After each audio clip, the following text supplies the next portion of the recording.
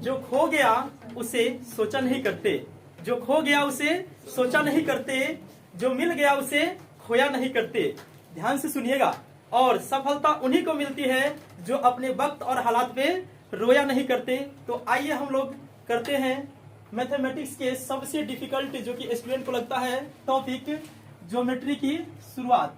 और प्यारे स्टूडेंट, आप सभी का स्वागत है आपके अपने यूट्यूब चैनल मां शारदे ऑनलाइन क्लासेस।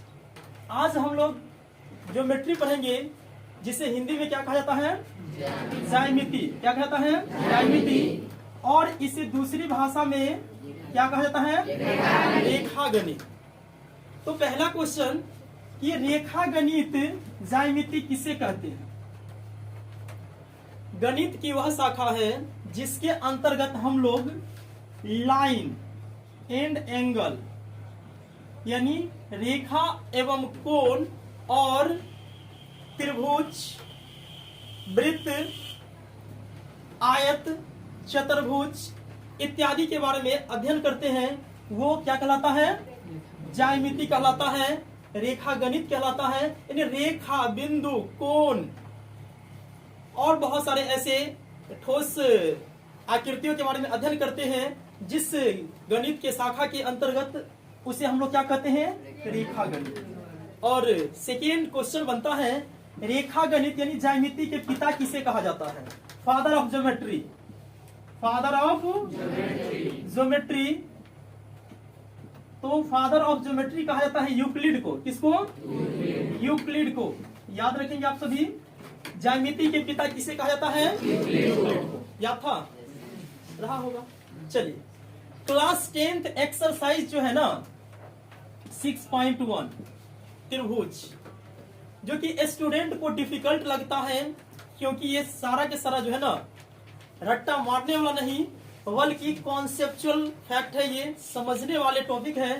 तो आइए हम लोग आज करते हैं रेखा गणित के अंतर्गत जो अपना क्लास 10th में पढ़ना है, क्लास 10th के स्टूडेंट के लिए त्रिभुज। क्या टॉपिक है? त्रिभुज। त्रिभुज में फर्स्ट टॉपिक है सर्वांगसम और समरूप। यहाँ कुछ सर्वांगसम और समरूप का डेफिनेशन, मीनिंग लिखा हुआ है। तो आइए करते हैं हम लोग शुरुआत। सर्वांगसम का मीनिंग तो हम सभी जानते हैं।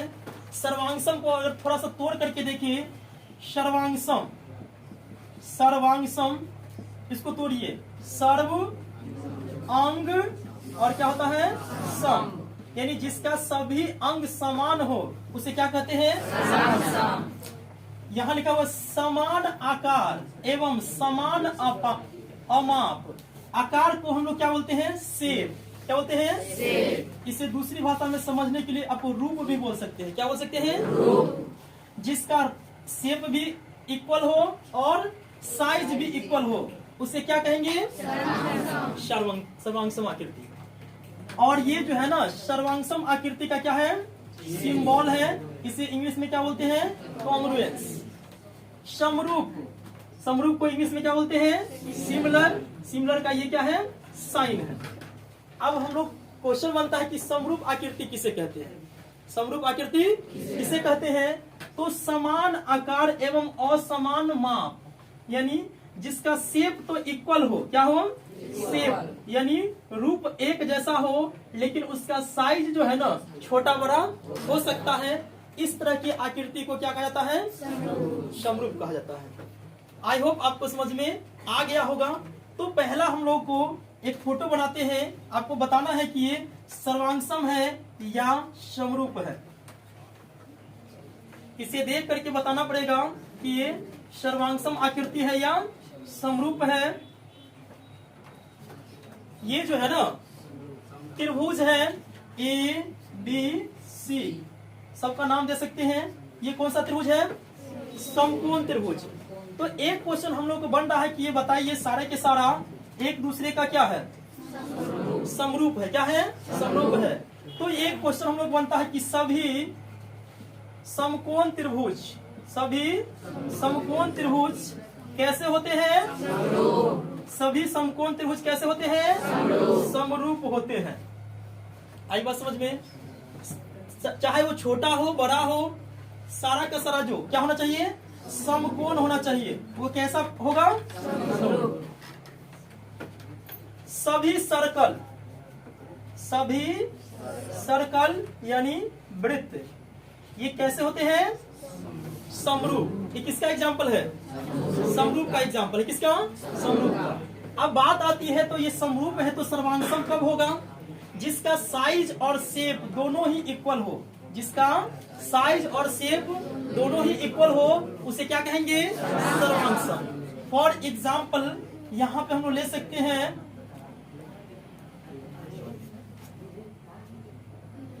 ABC एक त्रिभुज है और DEF एक त्रिभुज है। ये मान लेते हैं कि ये 8 है, ये 7 है, ये 6 है। ये 8 है, ये 7 है और ये 6 है। इसमें देख सकते हैं आप जिसके क्या है? सभी ये 8 और ये भी 8, ये 7, ये भी 7, ये 6 और ये भी 6। इस तरह के जो आकृति जिसका रूप भी एक समान है और साइज, शेप और साइज दोनों ही इक्वल है उसे क्या कहेंगे? सर्वांगसम आकृति। तो आपसे क्वेश्चन पहला कि दो सर्वांगसम आकृति का एग्जाम्पल बताइए, उदाहरण बता सकते हैं? क्या क्या होगा? क्या? खिड़की और गेट। कुछ अलग बताइए। खिड़की गेट रोज बोलते हैं। एक जैसा पंखा। चलिए मेरा ये दोनों मार्कर ये क्या है? सबसे बेस्ट एग्जांपल आपका हो जाएगा समरूप का। मोबाइल में आपका फोटो और आप, ये दोनों के दोनों क्या होगा? समरूप या सर्वांगसम? सर्वांगसम कब होगा? जब उसका आकार और अमाप यानी साइज एंड शेप दोनों ही इक्वल होगा उसे क्या कहेंगे? सर्वांगसम। और समरूप कब होगा? जब उसका शेप तो इक्वल रहेगा लेकिन उसका साइज क्या होगा? छोटा बड़ा हो सकता है। तो इस तरह की आकृति को हम लोग क्या कहते हैं? समरूप आकृति। अब हम लोग ये सिर्फ त्रिभुज में काम नहीं करता है, सारे बहुभुज में काम करता है। यानी लिखेंगे यहाँ पे थ्योरी एक कि समान भुजा वाले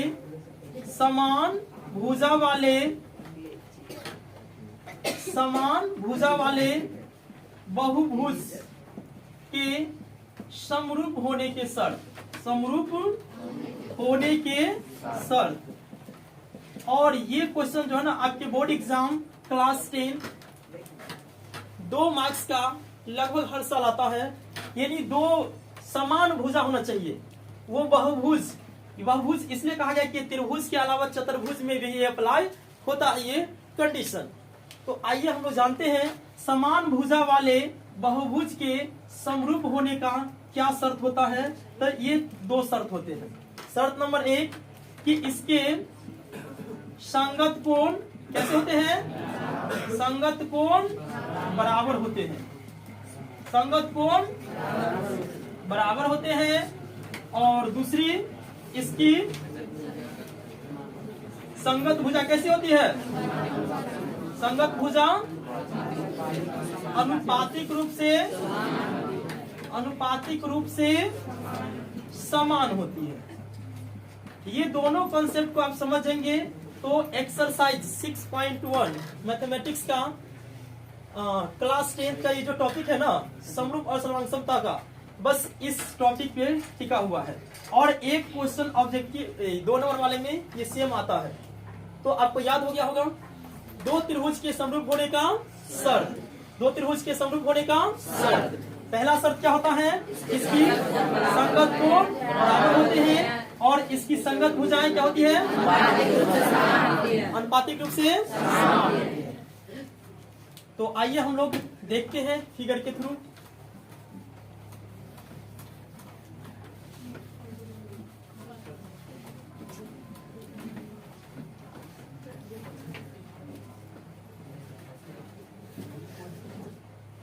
क्या है ये? 2 समकोण त्रिभुज।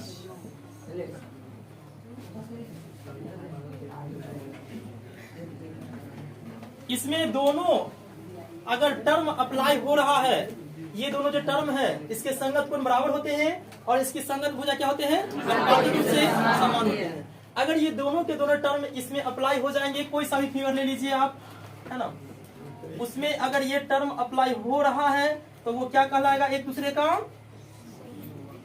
क्या कहलाएगा, समरूप। ये चतुर्भुज ले लेते हैं, आयत।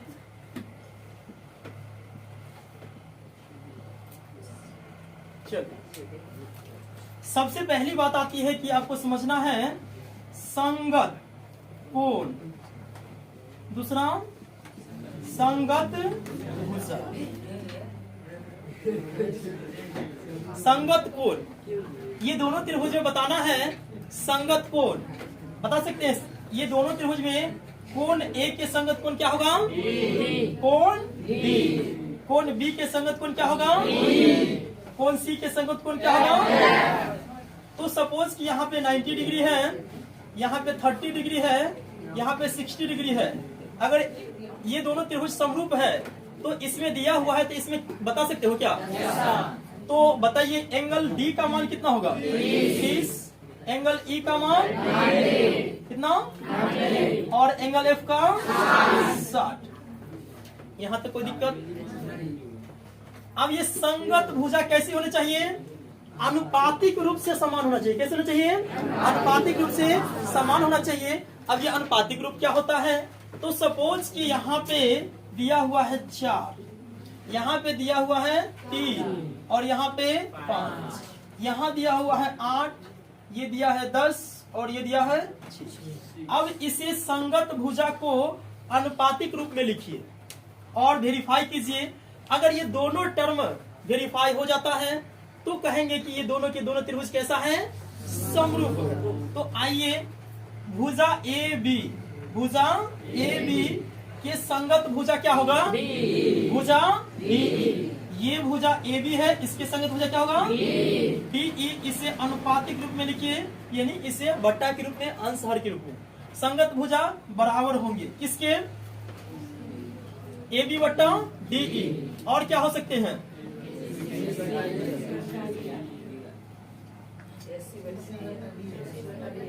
ए सी बट्टा डी एफ, और बराबर होंगे बी सी बट्टा ई एफ। तो यही है त्रिभुज के समरूप होने का सब, यही ना। डाल के चेक कीजिए, 4 बट्टा 8 बराबर कितना, 5 बट्टा 10 और ये 6। इसको काटिए, 4 एकम 4, 4 दूना 8, 5 एकम 5, ये 5 दूना 10, 3 एकम 3, 3 दूना 1 बट्टा 2, 1 बट्टा 2 और 1 बट्टा 2। क्या ये अनुपातिक रूप से समान है? वैसे तो अलग अलग था, यहाँ 4 था, यहाँ 8 था, यहाँ 5, 10, लेकिन इसे जब रेशियो के फॉर्म में लिखे, अनुपातिक रूप में लिखा गया तो क्या मिला, समान है। इस प्रकार हम लोग कह सकते हैं कि ये एक दूसरे का क्या है, समरूप है। क्या है, समरूप। ये तो समरूप सिद्ध कर दिए। अगला क्वेश्चन, क्या जो आकृति समरूप होगी वो सर्वांगसम भी होगी? बिल्कुल भी नहीं। जो आकृति समरूप होगी वो सर्वांगसम नहीं होगी, लेकिन जो आकृति सर्वांगसम होगी वो क्या होगी, समरूप भी होगी। याद रहेंगे। एक ऑब्जेक्टिव क्वेश्चन बनता है, यहाँ पे लिखेंगे हम लोग, सभी सर्वांगसम आकृति, सर्वांगसम आकृति, सभी सर्वांगसम आकृति डॉट डॉट होती है। सभी सर्वांगसम आकृति, खाली जगह को आपको भरना है। दूसरा क्वेश्चन बनता है, सभी समरूप आकृति, समरूप आकृति डॉट डॉट होती है। क्यों मिला देता हूँ, क्या ऊपर दिखा रहा। सभी सर्वांगसम आकृति कैसे होती है, समरूप होती है, लेकिन सभी समरूप आकृति सर्वांगसम नहीं होती है। याद रखेंगे आप सभी, ठीक है। यहाँ से क्वेश्चन बनने वाला है, दिख रहा है,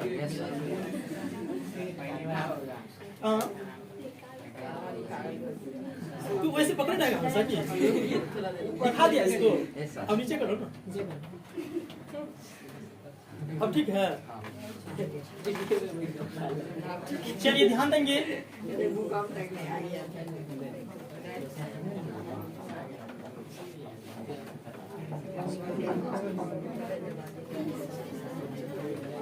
ये सर्वांगसम और समरूपता से और क्या क्वेश्चन बनने वाला है, आइए हम लोग सीखते हैं। सभी वृत्त डॉट डॉट होते हैं। सभी वृत्त कैसे होते हैं? सभी समबाहु त्रिभुज, सभी समबाहु त्रिभुज डॉट डॉट होते हैं। इन खाली जगह में आपको भरना है।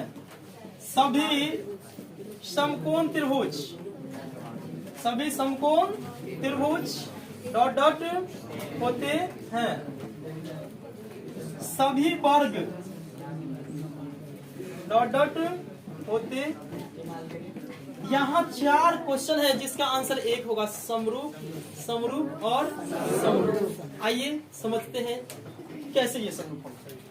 सभी प्रकार का वृत्त जिसका त्रिज्या 5 सेंटीमीटर, 10 सेंटीमीटर, 2 सेंटीमीटर, 100 सेंटीमीटर क्यों ना हो, उसका शेप जो है ना, उसका शेप जो है ना, रूप जो है ना, वो एक जैसा ही दिखने में रहेगा। साइज छोटा बड़ा हो सकता है, तो उस तरह की आकृति को हम लोग क्या कहेंगे? समरूप आकृति। तो ऑब्जेक्टिव क्वेश्चन आएगा आपके एग्जाम में कि सभी वृत्त कैसे होते हैं? कैसे होते हैं? सभी समबाहु त्रिभुज कैसे होते हैं? समरूप होते हैं। सभी समकोण त्रिभुज कैसे होते हैं? इसका भी आंसर आपका क्या होगा? समरूप। सभी वर्ग कैसे होते हैं? समरूप होते हैं। अगला क्वेश्चन कि 2 ऐसे आकृति का एग्जाम्पल बताइए जो समरूप नहीं हो। जो समरूप नहीं हो, आराम से आप इसका आंसर दे सकते हैं। दिखने में एक ही जैसा होगा। सपोज कि यह वर्ग है। क्या है? वर्ग है। एक दूसरा फोटो हम लोग बना लेते हैं जो कि यह एक आयत बना ले। चलिए आयत बना लीजिए। हाँ, यहाँ देखिए इसका 8 सेंटीमीटर, 8 सेंटीमीटर, 8 सेंटीमीटर, यह एक वर्ग है। और यह क्या है? ये 10 है, ये 10 है, ये 6 है और ये 6। ये दोनों आकृति समरूप है? समरूप है। क्यों नहीं है? क्योंकि इसके संगत कोण तो बराबर है। इसके संगत कोण तो बराबर है, लेकिन इसकी संगत भुजा को चेक कर लीजिए, अनुपातिक रूप से बराबर नहीं होगा। कैसे? तो आइए हम लोग चेक करते हैं। वर्ग के जो सभी कोण होते हैं कितने डिग्री के होते हैं? ये 90 डिग्री। सभी के सभी क्या होंगे? 90 डिग्री। और आयत के सभी कोण कैसे होते हैं? ये भी 90 डिग्री के होते हैं। आयत के सभी कोण कैसे होते हैं? तो समरूपता का जो कंडीशन है, फर्स्ट कंडीशन को तो ये फॉलो कर रहा है कि इसके संगत कोण कैसे होते हैं? बराबर होते हैं। बराबर है ना? लेकिन हम लोग समरूप तभी वेरीफाई करेंगे जब उसकी दोनों कंडीशन जो है ना प्रूफ हो जाएगा। दूसरा कंडीशन क्या है? इसके संगत भुजा कैसा होना चाहिए? अनुपातिक रूप से समान होना चाहिए। तो करके देखिए आप, अनुपातिक रूप से समान। आप मुझे बताइए, इसका नामकरण कर लेते हैं। A B C D P Q R S। आप मुझे बताएंगे AD का संगत भुजा क्या होगा? PQ बराबर होना चाहिए AB का संगत भुजा क्या होगा? PS। और BC के संगत भुजा, BC की संगत भुजा क्या होगा? SR। और DC के संगत भुजा क्या होगा? अब वैल्यू डाल के चेक कर लो। अगर ये कंडीशन फ्लो हो जाएगा, सेटिस्फाई हो जाएगा, तो ये दोनों आकृति को हम लोग क्या कह सकते हैं? समरूप है। आइए चेक कीजिए। AD का वैल्यू कितना है? और 6। AB का कितना? 8। और PS का कितना? 10। BC का कितना? 8 और 6। DC का कितना? और ये 10। अब इसको काट के देखिए। 2 तिया 6, 4 दूना 8, 4 3, 4 5, 4 3 और ये हो जाएगा इक्वल हो रहा है क्या? 4/3 बराबर 4/5 बराबर 4/3 बराबर 4/5। क्या ये समरूपता का दूसरा जो शर्त है उसे सेटिस्फाई कर रहा है? नहीं। इस प्रकार से हम लोग कह सकते हैं ये दोनों आकृतियां क्या है, समरूप नहीं है, समरूप नहीं है। तो आप मुझे बताइए, आपको ये समरूपता के ये जो शर्त है ये समझ में आया, आ गया? तो एग्जाम्पल आपको याद रखना है कि दो आकृति समरूप कब होंगे, दो आकृतियां सर्वांगसम कब होंगे। तो इसमें इतना ही। अब चतुर्भुज का एक और एग्जाम्पल ले लेते हैं हम लोग, जो कि चतुर्भुज, क्योंकि आपके एग्जाम में त्रिभुज के अलावा यहाँ बहुभुज लिखा हुआ है। चतुर्भुज भी दिया रह सकता है, उसका संगत कोण और संगत भुजा अगर सेटिस्फाई हो जाता है तो उसे क्या माना जाएगा, समरूप। और एग्जाम्पल ये हम लोग ले लेते हैं, एक और ले लेते हैं। सपोज कि ये वर्ग है, एक दूसरा वर्ग ले लेते हैं, ये भी वर्ग ही है, ये 8 सेंटीमीटर का है और ये 6 सेंटीमीटर का है। यहाँ जो कंडीशन है कि सभी वर्ग कैसे होते हैं, समरूप, चाहे वो वर्ग छोटा हो या।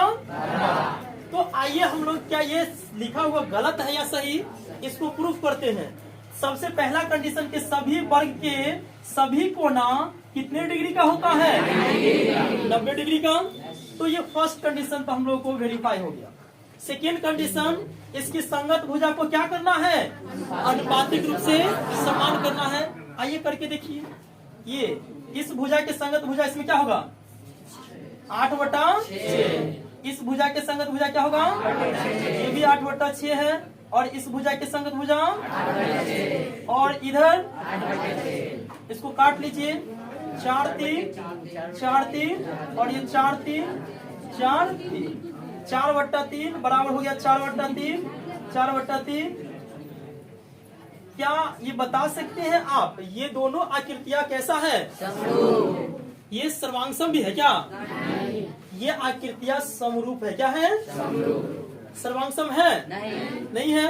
तो सर्वांगसम कब होगा बता सकते हो, दो आकृतियां सर्वांगसम कब होती है, दो आकृतियां सर्वांगसम तब होती है जब उसके सभी कोना तो बराबर होंगे ही, उसकी सभी भुजा भी क्या होना चाहिए, बराबर। यानी उसके क्या होना चाहिए, size and shape, shape and size दोनों ही क्या होना चाहिए, इक्वल होना चाहिए, समान होना चाहिए। तो क्या कहलाएगा, सर्वांगसम कहलाएगा, कॉन्ग्रुएंस कहलाएगा। और उसे हम लोग इस सिंबल से इंडिकेट करते हैं। आई होप आपको आज का ये क्लास जो है ना, सर्वांगसम और समरूप समझ में आ गया होगा। और इसी कॉन्सेप्ट में एक्सरसाइज 6.1 का सभी क्वेश्चन डिपेंड है और आप सभी इसको आप आसानी से बना सकते हैं।